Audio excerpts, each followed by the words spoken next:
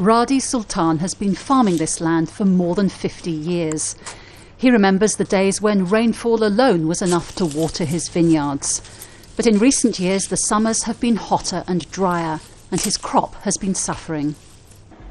So RADI decided to follow an ancient tradition here in the hills of the West Bank, build a water cistern to collect rainfall all year round. But no sooner had he finished the tank than the Israeli army ordered him to demolish it.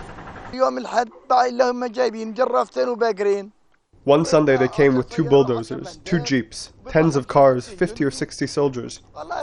I tried to reason with them, but to no avail. They beat me, blindfolded me, and had me sit in the jeep while they destroyed the cistern. All that's left of it now, some broken concrete and some tangled irrigation pipes. Here was a Palestinian trying to help himself, a practical solution to a practical problem. But Israel didn't want that. Palestinians are not allowed to have any kind of construction in this area without being approved by the Israeli occupation. Of course, approved, that means having a license by the Israeli occupation, and these licenses are never issued. Once you leave the West Bank and cross into Israel, the picture could hardly be more different. There's no shortage of water here.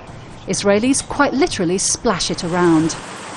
And you'll hardly find a more striking example than this of how Israel squanders water.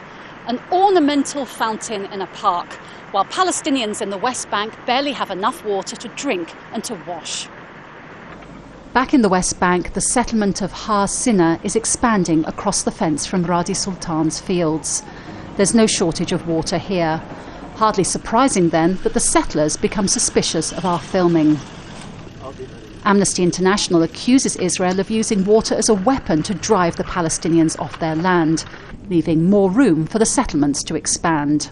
In our discussion with the Israeli army, when we've asked why they've destroyed cisterns or why they have confiscated water tankers, they've made it very clear that they do not want the Palestinians to live in Jazeera. They consider the presence not welcome, not legal. But Israel denies the claims.